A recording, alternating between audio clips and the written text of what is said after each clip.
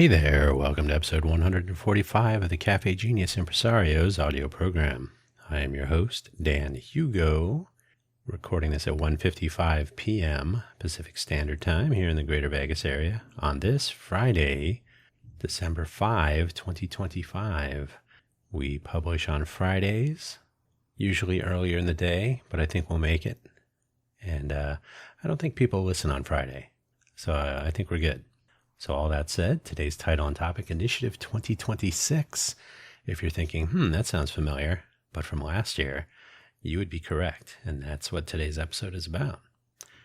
If you are not familiar with the Cafe Genius Impresario's audio program, if this maybe is your first time listening, or maybe you're not familiar with the Cafe Genius in general, you've come to the right place.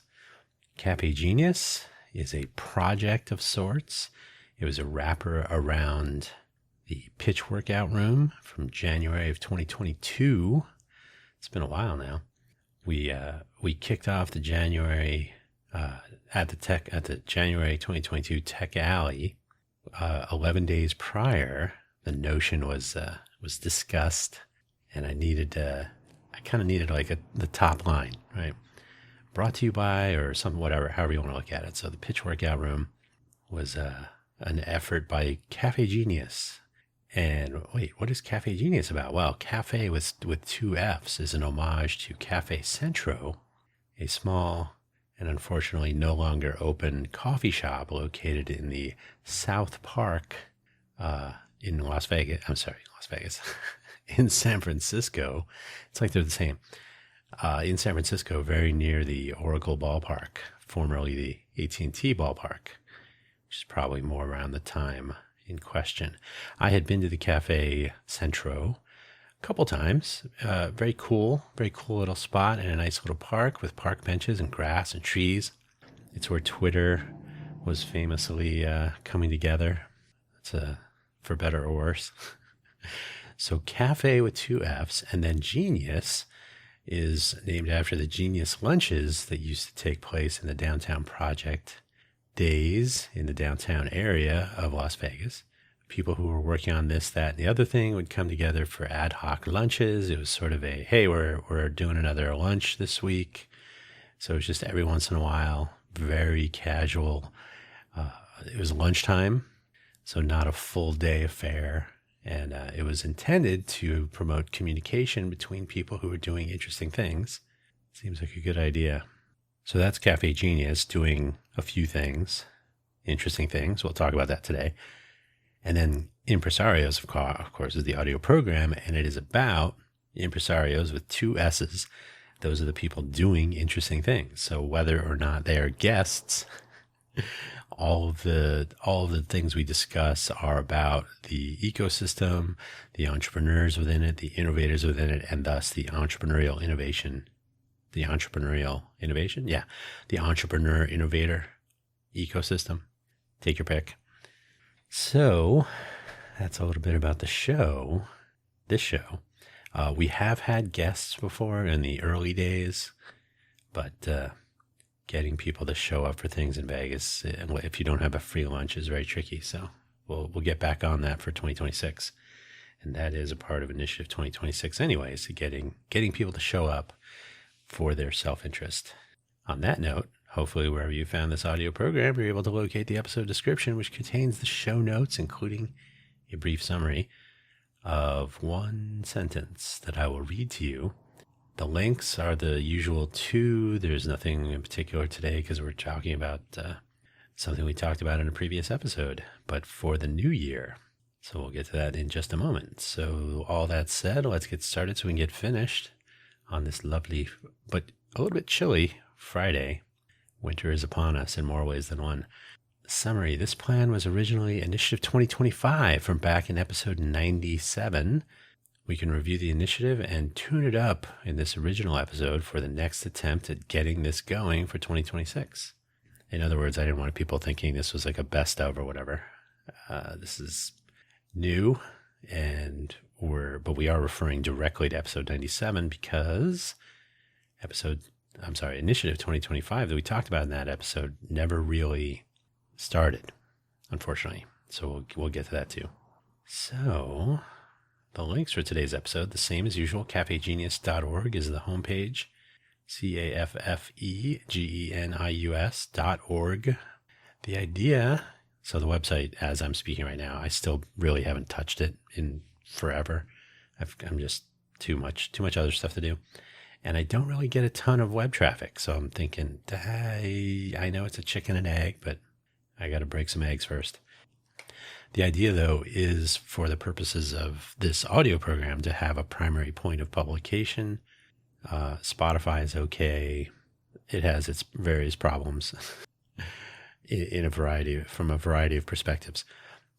It's okay for a secondary distribution platform, but really owning your own brand is the way to go. So cafegenius.org will be the primary point of publication for this audio program. But as well, I just mentioned a few other things, and the old cafegenius.org website had information about the pitch workout room and pitch mingle and some other stuff. So all of that will be poured over the new website as though it were a dessert topping.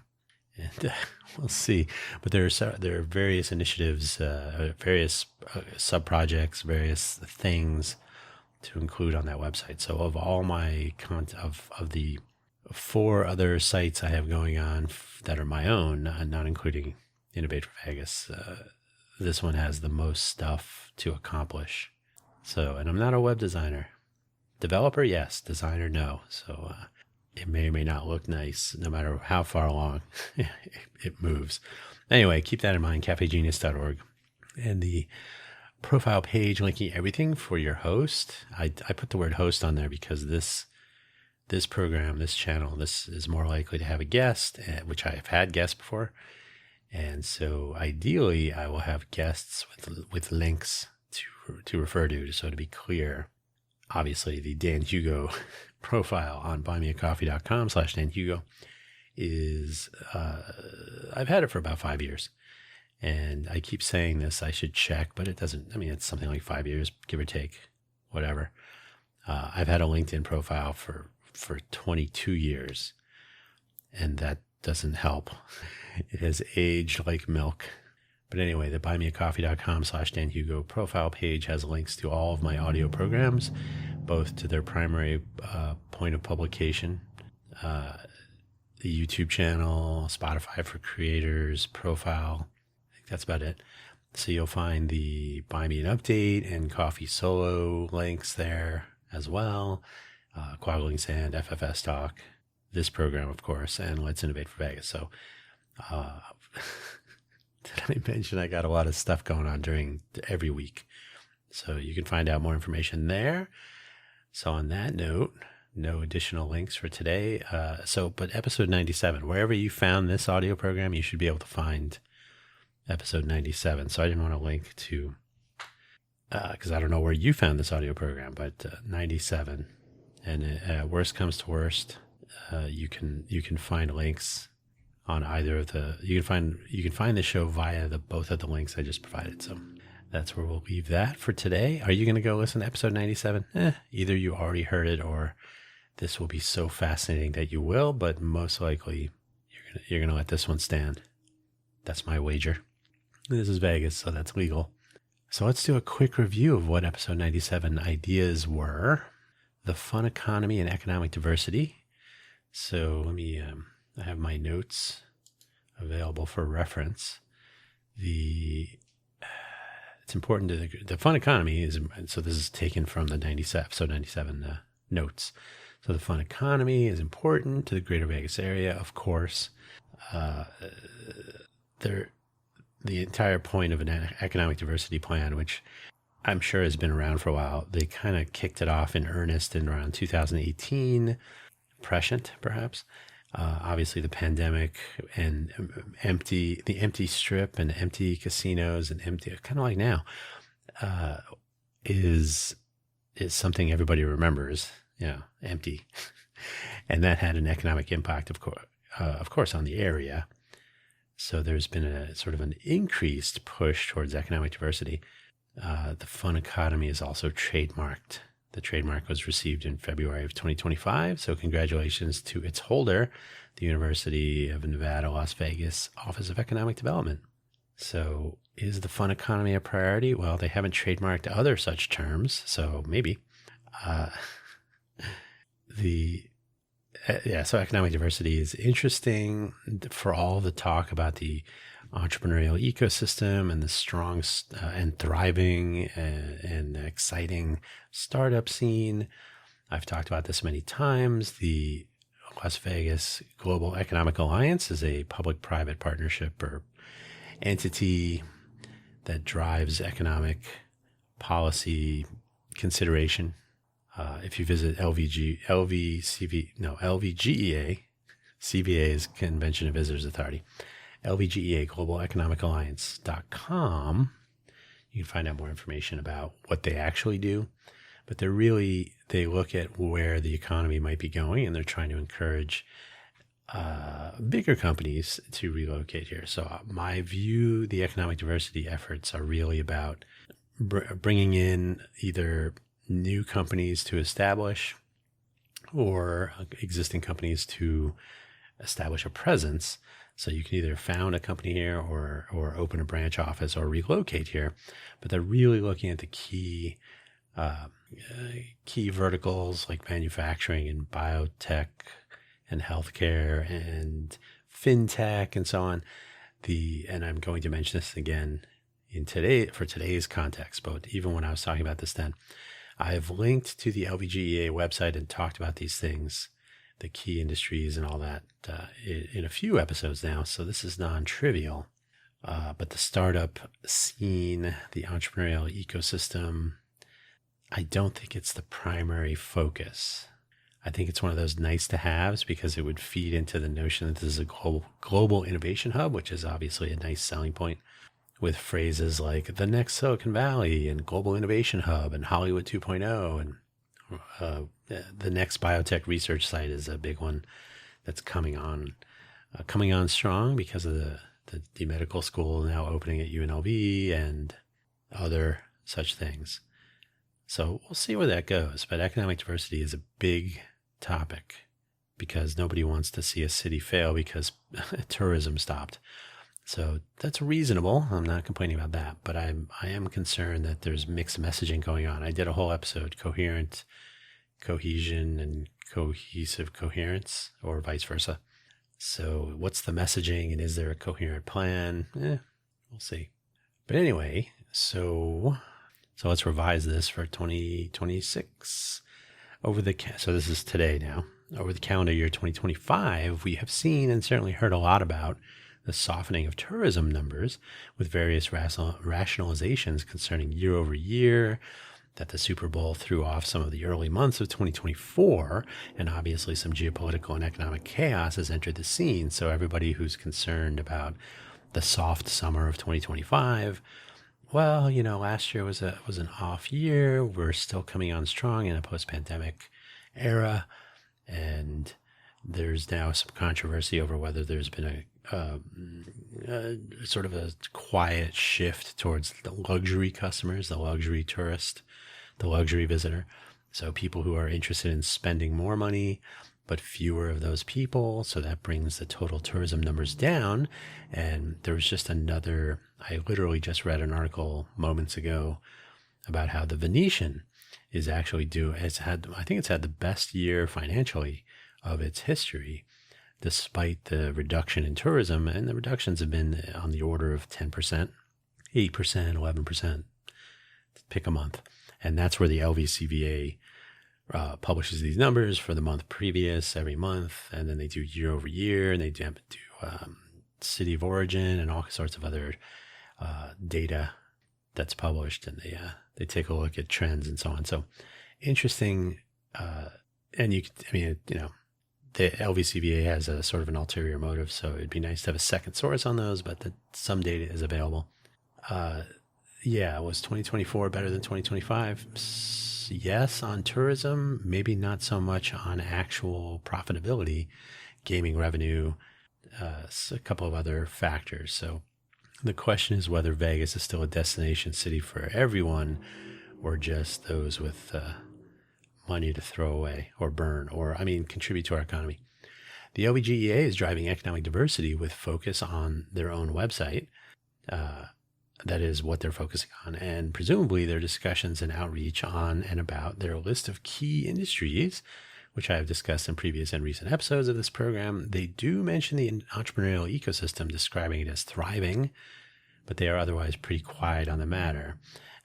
And by the way, I don't know that they actually have a coherent plan, to throw that term again, on what to do with the entrepreneurial innovation ecosystem. I personally think there's an overemphasis on tech and trying to be the next Silicon Valley, or believing that in some way Vegas has the same resources and opportunities as a Silicon Valley or a Research Triangle or an Austin, or pick a place in Utah, some parts of Arizona. So there are many places that I think would be better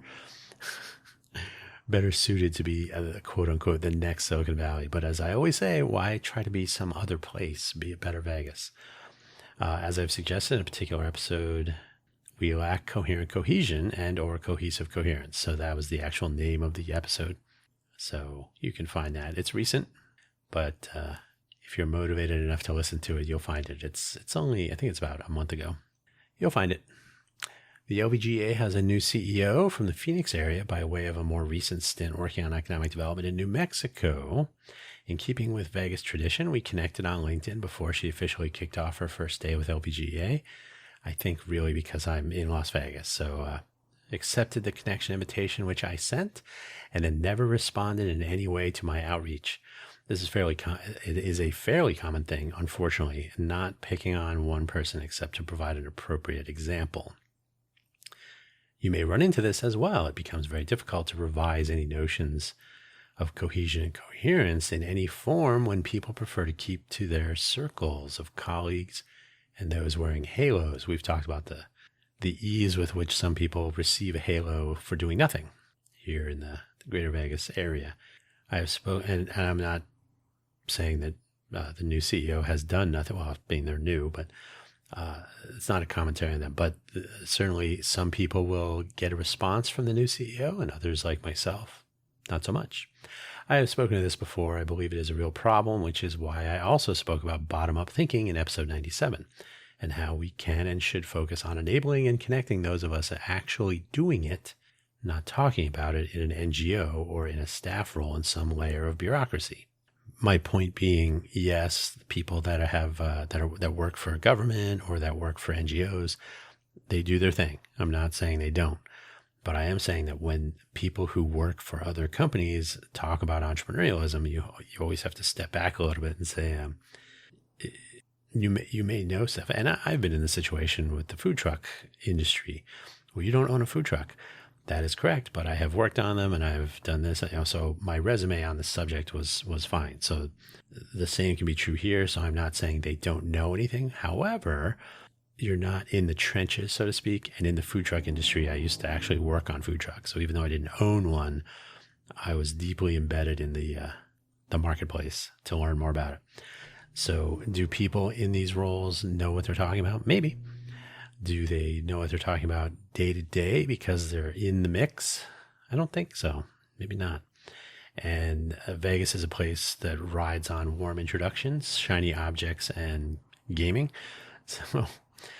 So I think there's always the possibility that there are a select group of people who are influencing, and then you get results that may or may not be ideal. Just from an undersampling issue. Anyway, I don't want to harp on that too much today, but it's something we would presumably talk about at the new roundtable, cohort 2. So initiatives and projects. Let's review the episode 97 notes on that real quick. So I'll just do the one sentence. Some of the elements of Initiative 2025, which are coming forward with a caveat, which I'll get to in a moment. The next cohort of the Genius Roundtable, data-driven information capture. So something we talked about at the first Genius Roundtable was getting some sort of a city survey so we understand how the ecosystem is doing, so we know that it's improving or not.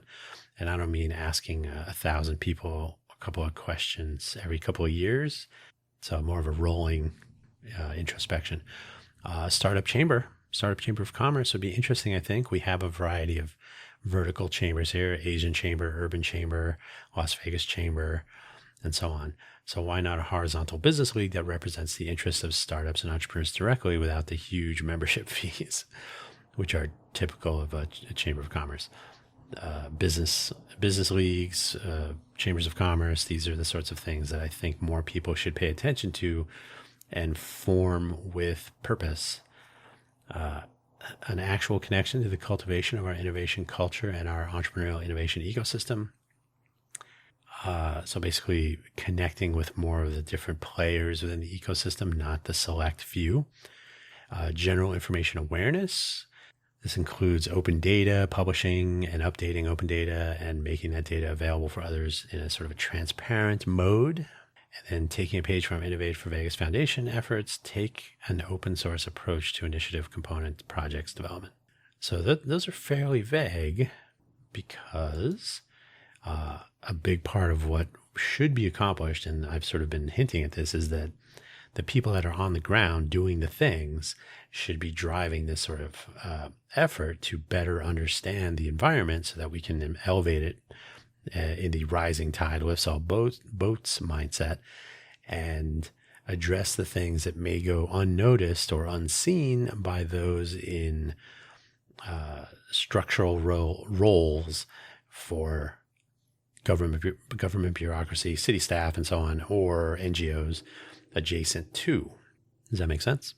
So, with that said, all of the items from episode 97 are on the table. And again, they were not overly specific. Although I should point out that the goal in gathering collaborators is to add ideas, mix them up, reorder them, maybe toss a couple out, and that is still so that was still a starting point. So again, the episode 97 list was a sort of a blue sky. Hey, these are some ideas that I'm bringing to the table, the round table, and hopefully others will do the same, and we'll have a few ideas. To suggest that I would have every idea ideally described and ordered is ridiculous. It's the same notion that someone in a particular office here in Greater Vegas would have the viewpoint that all entrepreneurs would have. So the idea is to cast a broad net and to have a group of people who are actually doing the due diligence, the due effort, the due fretting. What works, what doesn't, how can we fix these things, how can we measure that we are fixing these things, and so on. So there's a lot of possibility that I've only hinted at, and a lot of ideas will come from others who are actually in it, doing it.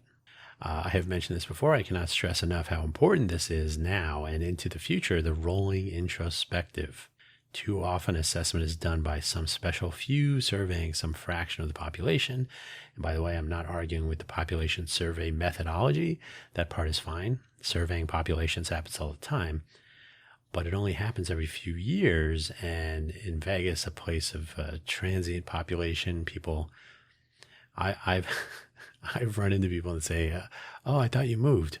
I said, why would you think that? Oh, I haven't heard from you in a while. Well, you could have contacted me and I would have told you I'm still here. So there's just this presumption that people are coming and going. This is not necessarily the case, but it's apparent. And so no one is really surprised when people disappear. So yeah, connecting with people and then capturing their opinions, their views, their experiences over time at scale. And well, a report is published and that's fine. And then it sort of fades into the background. So I would say involve anyone and everyone who has an opinion about the ecosystem and its many facets and enable them to participate in a rolling introspective assessment all the time with transparency and reporting, of course. So again, the people that are here that are interested and interesting should be a part of that assessment on an ongoing basis so they can always participate and they can change their views over time and we can actually watch that taking place. Again, statistical population surveys are fine. This is a different take on, it's almost like if you are in an ecosystem, if you're an ecologist in a biological ecosystem and you want to take measurements, you would place some sensors, you would put a tag on some of the inhabitants So not a physical tag in our case, but you would say, hey, let's watch the progress of some part of the population, but not at random. We're going to actually choose physical locations, actual flora and fauna, and we'll take measurements over time to see how we're doing. So I would suggest that we could do the same here. The asset map is essential. I've talked about that specifically a few times. I did a pain in the asset map episode at some point. So an asset map is essential. That's where you figure out what you have, the people, the physical locations, the resources, the knowledge, etc. So you figure out, what do we have today? And again, you can take a measurement over time and see, do we have more? Do we have less over time? But what's even more, or might be more, even more useful, is a network map of those assets. The most obvious being the networks of people in and near the entrepreneurial innovation ecosystem, but we can extend this notion to everything contained within the asset map, how they connect. This is based on observation, this assertion that LinkedIn is used to identify and connect with people in the second and third degrees, which has always been a part of the LinkedIn paradigm, of course. But we could do a lot more than this by thinking about an ecosystem scale network and its various subnets. Those are like little silos of people who, and then you'd be able to actually see those silos, because the subnetwork within the ecosystem would have few connections into and out of it from other people, right? So you'd have little clusters. So this, rather than trying to take over the world, remember, Microsoft owns LinkedIn, no matter how independently operated they might be. So LinkedIn, I've talked about LinkedIn before. I think it has its issues. So if we look at our local asset map and the local network map, how these various assets are interconnected and how we can be more effective with communications and so on, there's a whole bunch of possibilities there if we just actually do it, or certainly talk about doing it, so we can figure out what the best way to go about it is and then do it. So why did Initiative 2025 not get started? I mean, technically it's sort of started. There are a few elements of it that are we had cohort 1 of the Genius Roundtable. So that aspect of the next cohort is a topic of discussion. So some of the elements are in place to start. How about that? So we're in a pre-start phase. But why did we not actually kick it off? That's a great question I've asked myself on your behalf. Engagement is tricky to initiate, though this last year in particular, and not only in Vegas, but certainly in Vegas. I always tell people, in Vegas, the people are ghosting. And well, that happens everywhere. And I said, yeah, but we're really good at it. So the use of LinkedIn as a primary engagement tool is problematic. This is my opinion. As I have mentioned in previous episodes a few times, and I myself have been reducing my use of LinkedIn. People I've connected with during 2025 generally do not actually respond to LinkedIn direct messages, which I do not like at all, nor to email outreach. So LinkedIn becomes a bulletin board with pictures connected with a string, little else. So, and more, LinkedIn is about, I grew my follower account from 1,000 to 10,000. And I've actually, when I see that on LinkedIn, I used to make it like, so are you more concerned with the number or, no, these are quality connections, but I have 50,000 of them now, you're like, yeah, okay. It's a numbers game and an algorithm game. And now LinkedIn has become Instagram and so on and so on. So I think the value proposition behind LinkedIn is highly variable and a little bit suspicious. I think it's basically a read-only. People who comment on things, I think, are slightly performative. And I know the city of Las Vegas loves their engagement on LinkedIn. They've said as much. So they're very excited about LinkedIn. And I think that's detrimental to local communications about our ecosystem, because if you're not following the right people on LinkedIn, you don't necessarily get the picture. So you have to follow everyone and then participate, and the algorithm will feed you stuff. And it's, frankly, it's a distraction. Put your energy into our local ecosystem, not the LinkedIn ecosystem. You can keep your profile, by the way. I'm not saying you should leave, but consider who's benefiting. Our local mainstream or maybe legacy media does not grok the entrepreneurial innovation ecosystem. Again, we're talking about why Initiative 2025 did not kick off for 2025.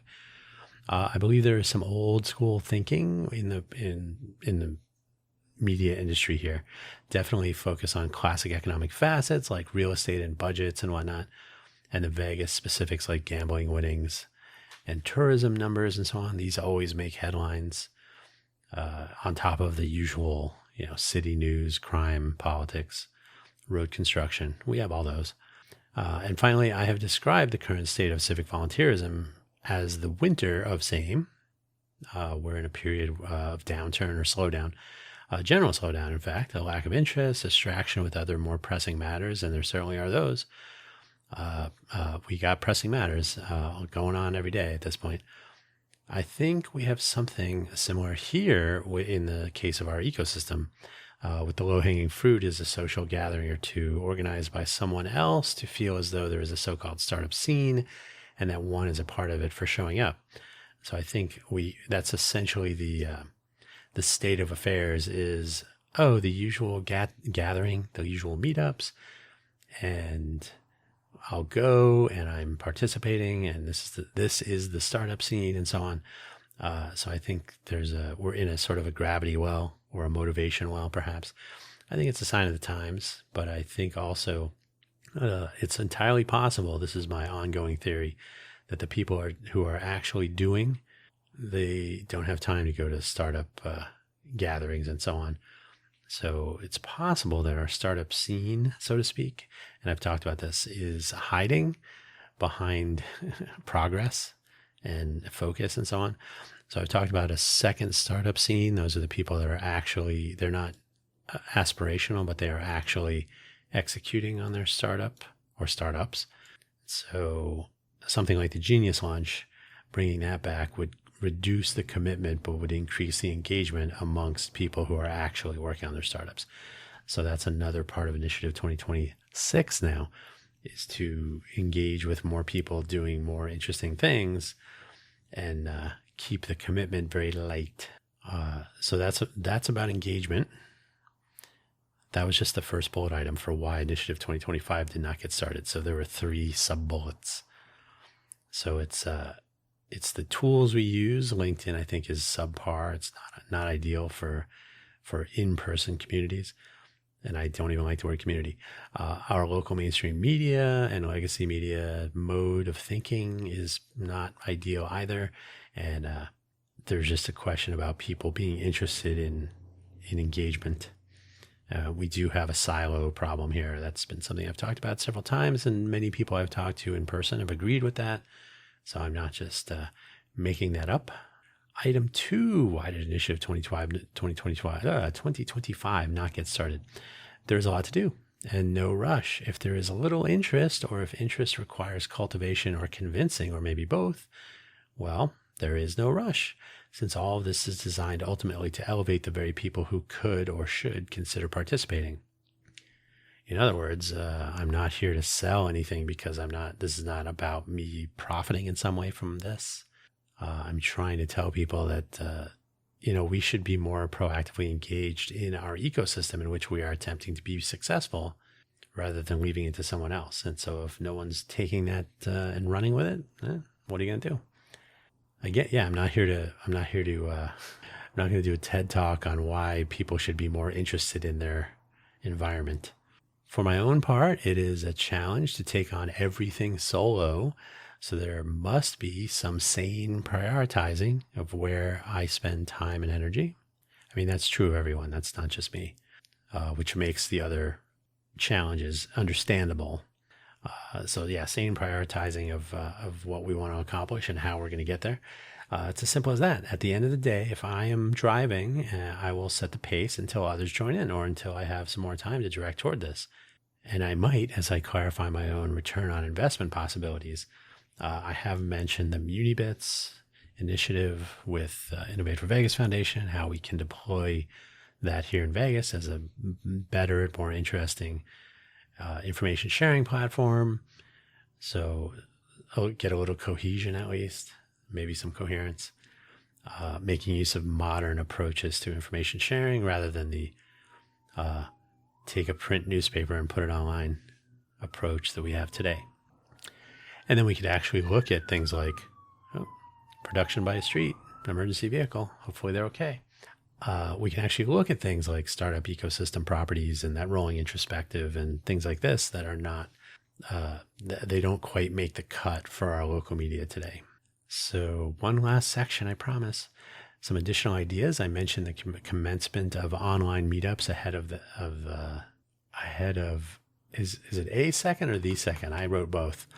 I'll just say a second or next cohort of the Genius Roundtable, which will ideally bring in ideas and perspectives, additional, it's sort of redundant, I guess, but additional ideas and perspectives to the mix, which should lead to specific areas to focus on for 2026 within the initiative context.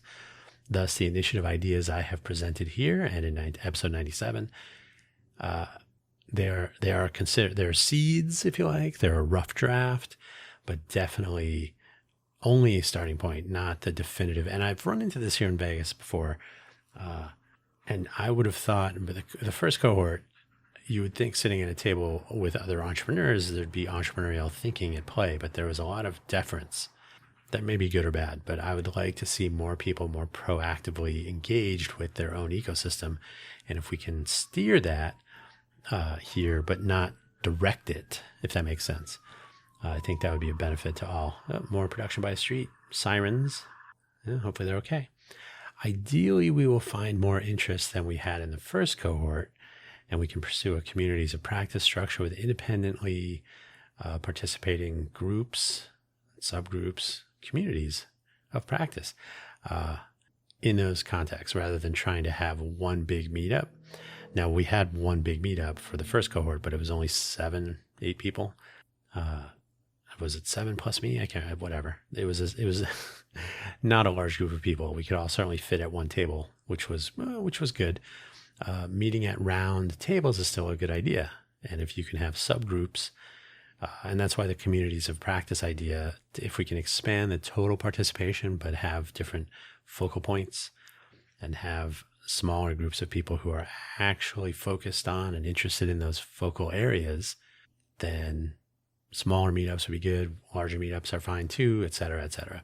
So meeting at round tables is always a good idea. Don't do your meetups at a big long table. Then you have 10 conversations going on. Have a big round table and you can have one. Where the first cohort was rather private, we really need to include output goals in the form of blogs or papers or articles or whatever the case might be, so that the effort and the contributions of those participating are seen and maybe even appreciated. This is a tall order in Vegas, but we do need to begin such efforts to find out if anyone will notice. So here again is where the information sharing platform will help with that sort of engagement. So the take home is that people who are participating in this should see some sort of benefit, whether it's notoriety or more. If the views and notions and plans and ideas that come out of the communities of practice and the larger initiative efforts in general can turn into something or can inspire something in the way of improvement, elevation, success, these would be good things. So that's the big picture. So yeah, I'm still hopeful. Tabled would be the better term than canceled or failed, I suppose. So Initiative 2025 doesn't go anywhere except for into 2026. Hopefully it will be the starting point of some discussion, conversation, ideation, and participation would be nice. So we'll see how it goes. And the big challenge will be getting the word out about Initiative 2026 to more people in the greater Vegas area. And so that's essentially the tall order between now and when we can kick off some in-person meetings. And in the interim, I'm really hoping to get some interest in virtual pre-roundtable meetups. Virtual meetings are fine, but if we're all and there may be a case where people are not located in the greater Vegas area, either at all or all the time. But generally speaking, if you are trying to find your success on an entrepreneurial or innovative or both path in the greater Vegas area, you might actually be here. So why not meet in person when possible? So hopefully that will come about. but a little bit more flexibility, a larger overall group with focused subgroups, and communities of practice, structure, and mindset. But these are all TBD, to be discussed.